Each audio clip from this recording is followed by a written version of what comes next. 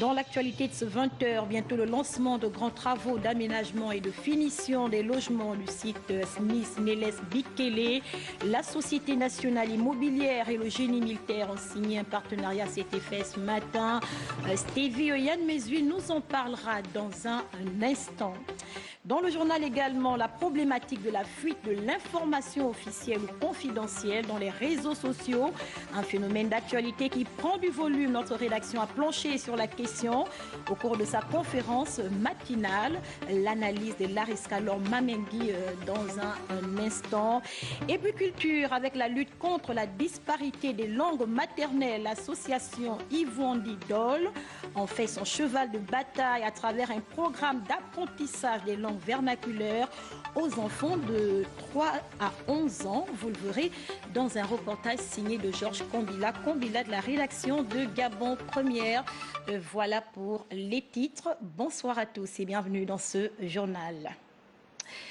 Tout d'abord, les questions relatives à l'entretien des routes et des voiries des communes de Libreville, d'Ovando et d'Akanda. Objectif de la séance de travail ce matin à la primature des travaux présidés par le chef du gouvernement, Julien Kogue-Bekale, Lardingue Mamba, Richard Moubiwa. Faire le point des différents travaux des voiries entrepris et en cours de finalisation dans les communes de Libreville, d'Ovendo et Akanda. Le ministre gabonais en charge des travaux publics en séance de travail à la primature. Aujourd'hui, nous arrivons dans une période charnière entre la fin de la période des vacances et le retour des classes et de l'intensité de la circulation sur les routes de la capitale. Et comme vous avez vu, nous avons beaucoup de chantiers. Les chantiers de voirie, les chantiers de remplacement d'ouvrages hydrauliques au charbonnage. Donc, M. le Premier ministre voulait s'assurer que tous les efforts étaient mis pour que ces chantiers aboutissent dans les temps et dans les budgets, mais que surtout, on n'ait pas de congestion de trafic au moment où nous reprenons l'intensité du trafic que nous connaissons dès le mois de septembre. La rentrée des classes pointe à l'horizon et la fluidité de la circulation est impérieuse pour le déplacement des usagers.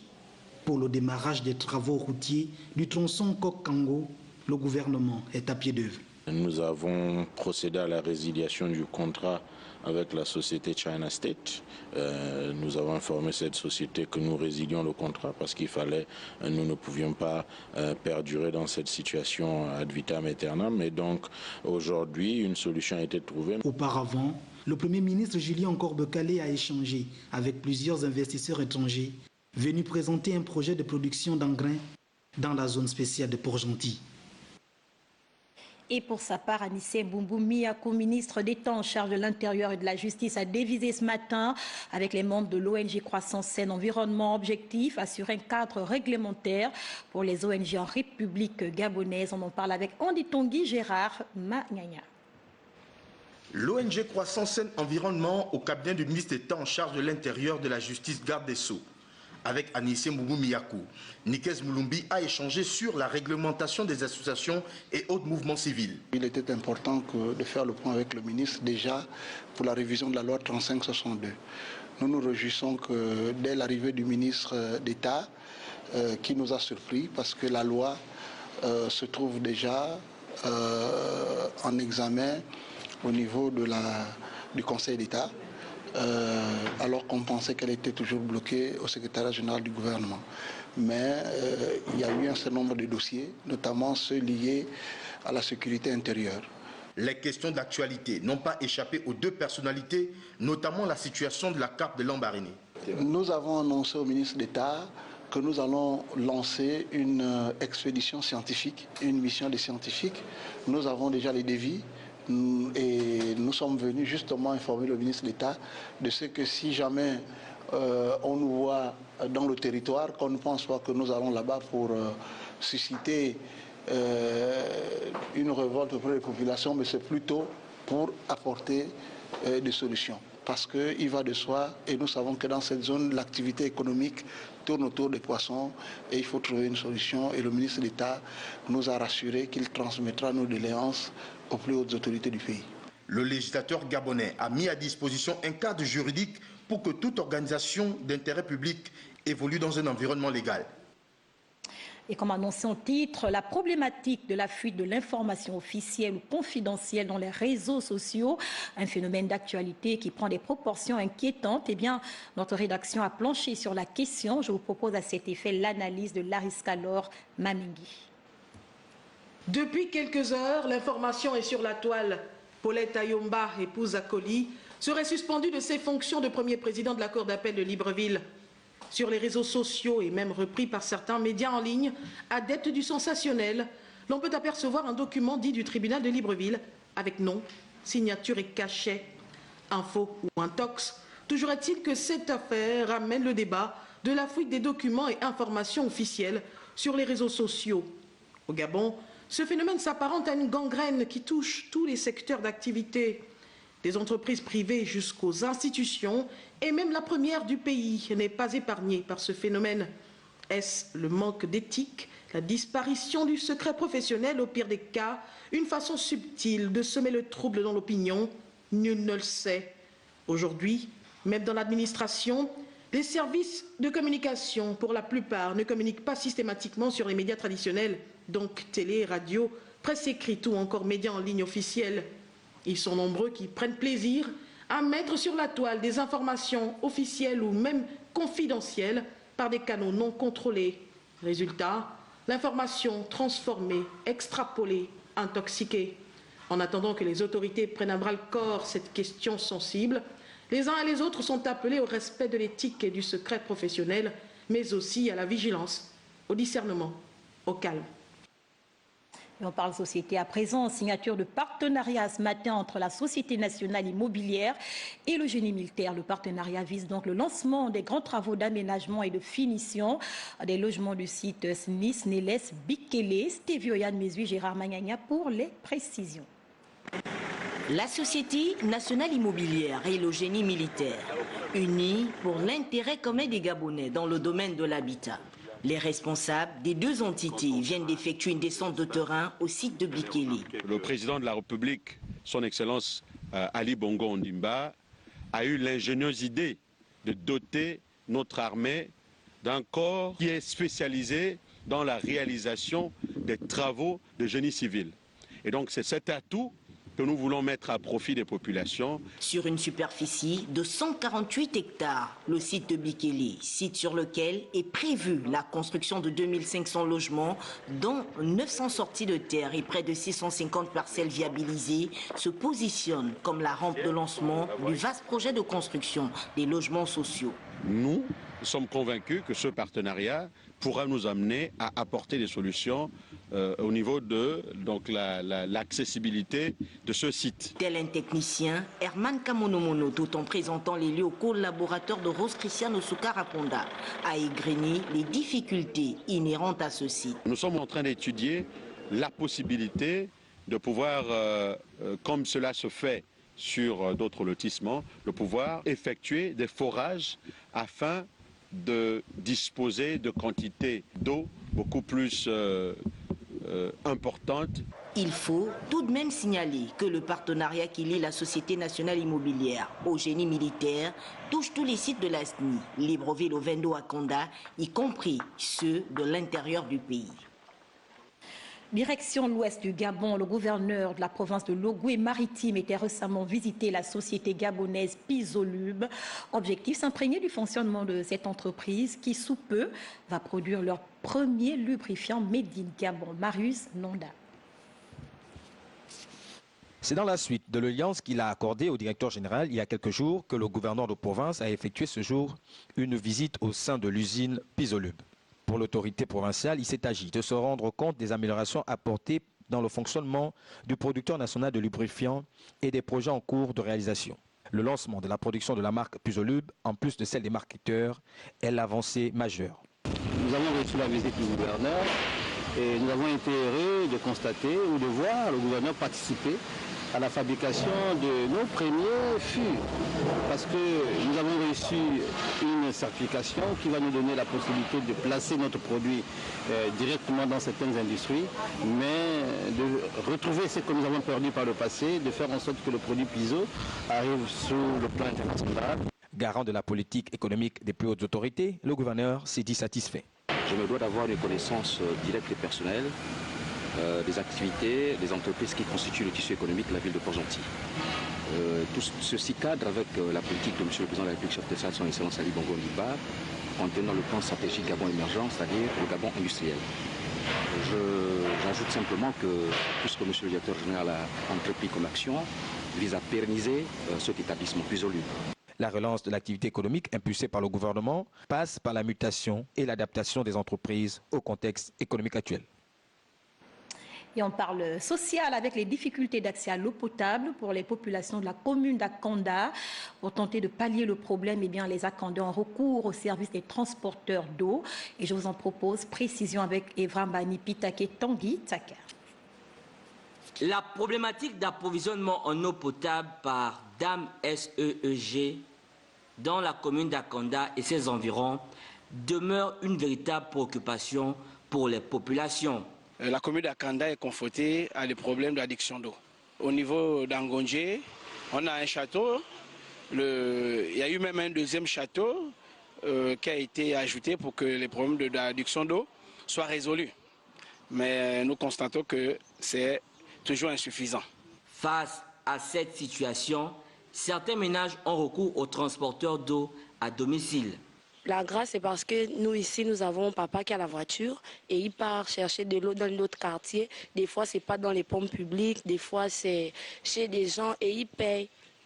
Mais par contre, nos voisins qui n'ont pas de voiture, qui n'ont pas la possibilité d'appeler les gens pour venir leur livrer de l'eau, c'est quand même compliqué. L'activité de livreur d'eau est devenue, on n'en point douté, une source génératrice de revenus.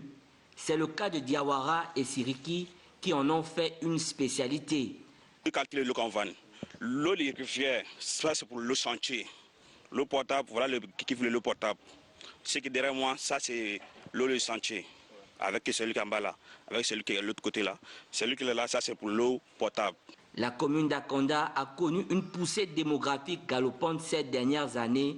Laquelle croissance pourrait expliquer cette situation? Et dans l'élément qui vous sera proposé momentanément par Lariska Lorma Mengi et Bertin Osaga, eh bien, il s'agira du rituel légendaire autour de la naissance des jumeaux chez le peuple Nzebi, l'une des thématiques d'ailleurs de la semaine léoisienne au village d'Ienga dans la province de Logouelolo au sud-est du Gabon. La naissance des jumeaux, tout un rituel à Dienga dans Logouelolo. La tenue de la semaine léoisienne dans la contrée a permis à l'assistance de comprendre comment se préparait autrefois la venue des jumeaux au village. On a suivi le rituel comme on le faisait avant au village. Si vous arrivez à la maison, vous allez voir des signes que les gens ont fait là-bas. Les femmes, les mamans qui sont passées par là ont fait là-bas pour la protection de ces enfants. Bon, maintenant, si aujourd'hui d'autres personnes préfèrent aller à l'église pour ne pas suivre ce qui s'est passé comme avant, mais je ne l'ai pas fait. J'ai suivi les choses du village. Aujourd'hui, cette tradition a disparu, déplorent les femmes du village. Quand une femme a accouché, il reste nu. Il n'a rien, même le câlin. Même notre chiffre, on mettait le chiffre pour notre salle. On mettait le pagne, ce n'est pas le câlin d'aujourd'hui là. On met, mais nous, on ne met pas. Tu es que nuit. Ça coule que dehors, à plein monde comme ça. Là. Nos jeunes filles d'aujourd'hui respectent la tradition. D'autres personnes ne veulent pas, ils disent que non, c'est la sorcellerie. Ils ne veulent plus les choses d'enfants. Moi-même, je suis jumelle aussi. Donc, je peux le faire si possible. Bien que expliqué par la science, le phénomène de grossesse jumellaire reste encore un mystère sur le plan traditionnel. Dans la coutume Nzebi, particulièrement celle de cette partie du canton Massamba, la mère des jumeaux est considérée comme une femme spéciale. Elle est admise à prendre part aux réunions où ne sont conviés que des hommes. Il lui est même permis de donner son avis. Et puis sachez que du 22 au 25 août prochain, la commune d'Akanda dans le nord de Libreville va abriter la première édition du Moulébi de la jeunesse. Et bien des assises dans le cadre du programme américain YELI, initié en 2010 par Barack Obama, avec pour objectif l'épanouissement citoyen de la jeunesse. Les organisateurs ont donc tenu ce matin une conférence de presse en vue de préparer l'événement. On en parle avec Messagerien Ngo Bampierre Claverilla. Initié en 2010 par le président Barack Obama pour permettre à la jeunesse de s'impliquer davantage dans le processus politique, l'Oyali s'invite pour la première fois au Gabon avec l'organisation du Mulebi gabonais. Le Mulebi a pour objectif principal de donner des outils nécessaires à la jeunesse pour qu'elle devienne une jeunesse forte, une jeunesse digne d'envie, une jeunesse au service de son pays pour impacter nos communautés. Ceci passe par la sensibilisation de la jeunesse sur des questions d'intérêt général, la promotion des pratiques de bonne gouvernance, la formulation des recommandations au sortir de ce Mulebi et surtout faire des jeunes qui participeront à ce Mulebi des ambassadeurs de bonnes pratiques de gestion. Un cadre d'échange pratique destiné à une centaine de jeunes compatriotes sélectionnés pour les besoins de la cause. Le thème choisi pour la première édition du Mulebi est la moralisation de la vie publique. Pour une prise de conscience de la bonne gestion de la chose publique, le Mulebi regroupera 100 jeunes qui ont été retenus sur un certain nombre de critères et qui sont représentatifs de la jeunesse gabonaise dans toute sa diversité. Supervisé sur le plan local par l'association Alumni Yali Gabon, l'audit programme suscite d'ores et déjà un certain leadership auprès des jeunes choisis avant même le début des assises. On parle politique avec la tournée de la vénérable Florence Guéloubé, épouse d'Ongobian, sénatrice du département de la Lopé. Et nous sommes dans la province de Logoué-Vindo, c'est au nord-est du Gabon, l'occasion d'une remise de dons de matériel agricole à son électorat dans le cadre des festivités du 17 août. Presse Sénat. Le caractère sobre de la célébration n'aura pas entaché la solennité de l'événement. Au district de Mokeko, dans le département de la Lopé, c'est l'esplanade de la sous-préfecture qui a servi de cadre aux célébrations marquant le 59e anniversaire de l'indépendance du Gabon, aux côtés du sous-préfet de la localité et du sénateur du département.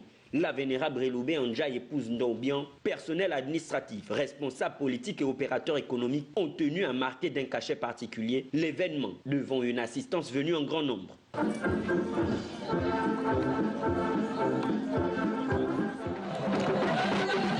faut dire que peu avant ces festivités, l'élu du département de la Lopé était au contact des siens. Du PK0 à Ayem, en passant par les villages Mikongo, Kazamabika et Ashuka, ainsi que l'ensemble des quartiers de Lopé Centre, l'objectif était le même. Je suis au district de la Lopé. J'ai sillonné tous les villages. Je suis allée dans chaque village, chaque maison, rencontrer les populations. Nous sommes à la veille du 17 août. Donc je suis allée vers ces personnes, non seulement pour dire bonjour, mais également pour souhaiter bonne fête. Défenseur acharné du retour à la terre, elle en a profité pour offrir du matériel agricole. J'ai remis des outils au village où le président de la République et le gouvernement ont mis en place, ont érigé des barrières pour permettre à ces populations d'étendre leurs champs. C'est autour d'un repas offert par leurs sénateurs que les populations ont communié. La note nécrologique du journal avec l'hommage rendu ce matin à Léon Bouyembi, serviteur de l'État en ses différentes fonctions et homme politique très connu depuis 1990. Les précisions de Octavie Yolandvé. Parents, amis et connaissances se sont retrouvés pour se recueillir auprès de la dépouille. Des prières et oraisons funèbres ont donné un témoignage éloquent à la dimension de la sagesse de l'homme. Nous avons la certitude, frères et sœurs, que tous les liens d'amour, d'amitié que nous avons liés avec Léon Bouyembi pendant ces années existent toujours, que rien n'est vraiment fini, anéanti, et que tous ces liens avaient fini par tisser mystérieusement nos vies à celles de Léon.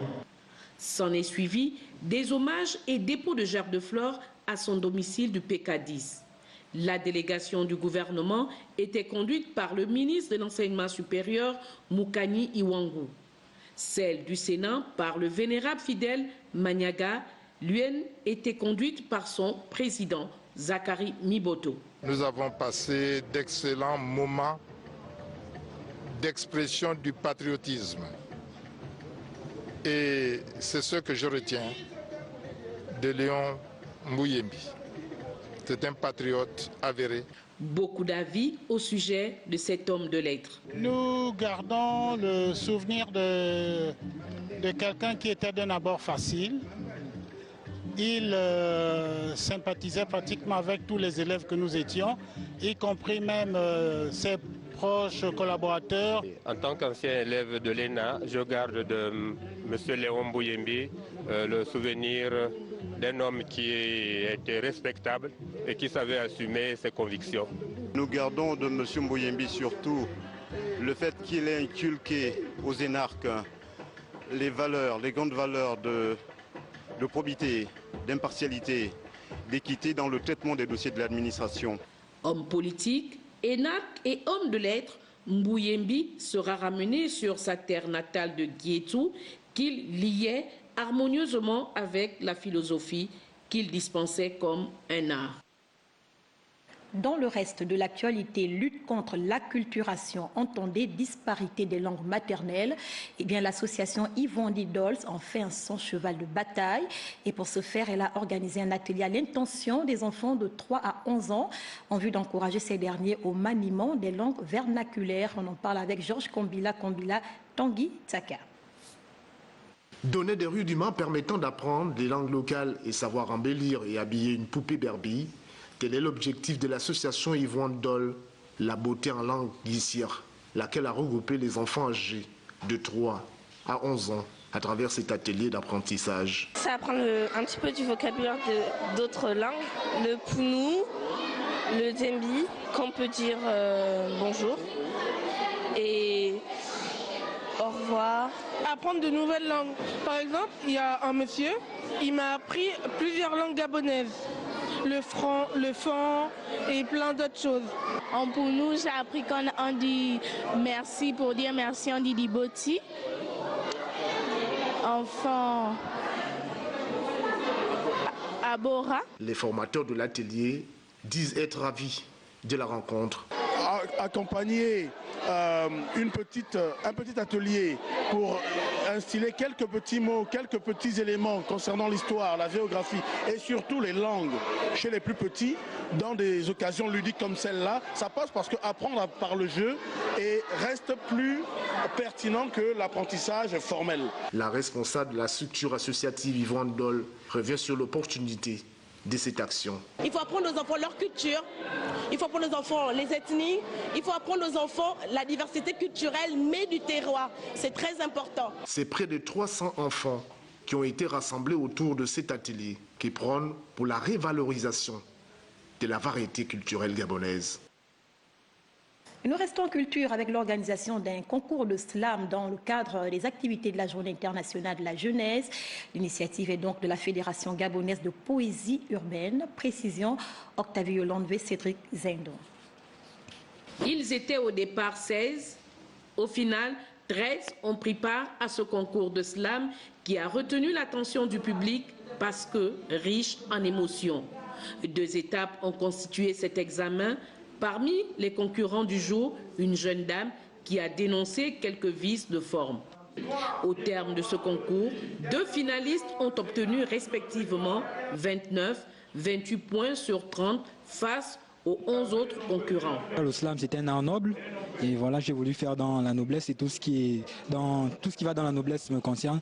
Le slam me permet d'extérioriser ce que je n'arrive pas souvent à dire facilement. Donc je me sers des mots, des figures de style, des jeux de mots pour pouvoir dire autrement ce que les gens pensent, pour pouvoir comprendre. Le slam, en fait, c'est une manière de dégager les mots, c'est une manière d'exprimer ce que l'on ressent au plus profond de soi.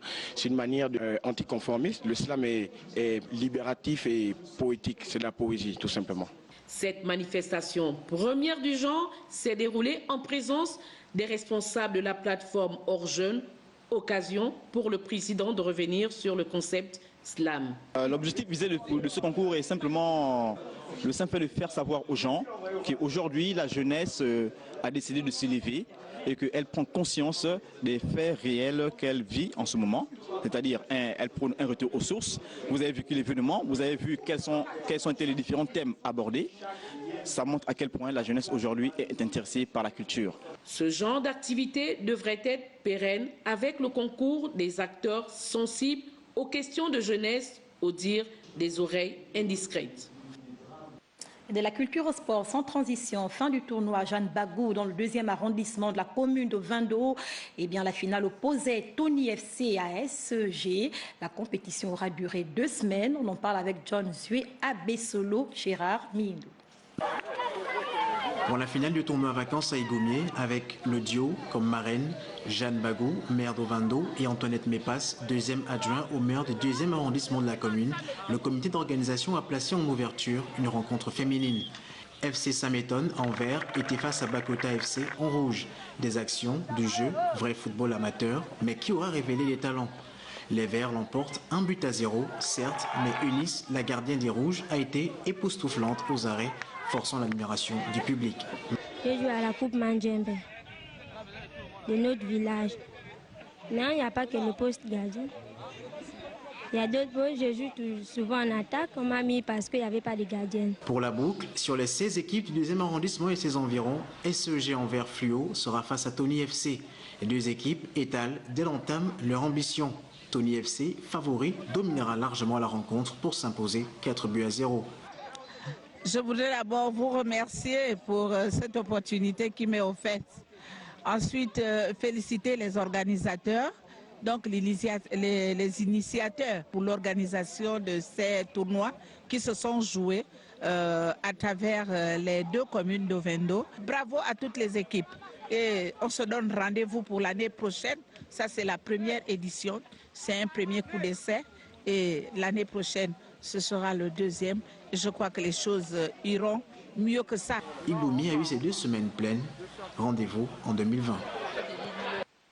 Et puis en marge des Jeux africains, les ministres des sports du continent présents à Rabat au Maroc ont mis à profit leur séjour pour débattre sur le sport africain et apprécier la qualité de l'organisation des Jeux. Et je vous en propose précision avec Raïssa Lor, Média Mendong, Syriac, Aris, Serge Ranouzino. Les 12e Jeux africains ont été mis à profit par les ministres des sports du continent, désireux d'échanger sur le sport africain, les forces et les faiblesses de sa promotion et son développement. Tout le monde est tombé d'accord que le sport est aussi un vecteur de communication très puissant. Ça permet de changer l'image de l'Afrique. Ça permet de montrer que l'Afrique est un continent de paix, est un continent engagé dans le développement du sport, qui est aussi la vie, la santé. Les autorités sportives savent qu'il est plus que jamais important de mettre en place des mécanismes et stratégies pour hisser plus haut le sport africain. On s'est dit qu'il fallait créer une plateforme pour pouvoir mieux promouvoir une vision globale du sport africain. Donc cette plateforme est en réflexion. Bien évidemment, l'Union africaine a aussi son CTS, son conseil technique du sport.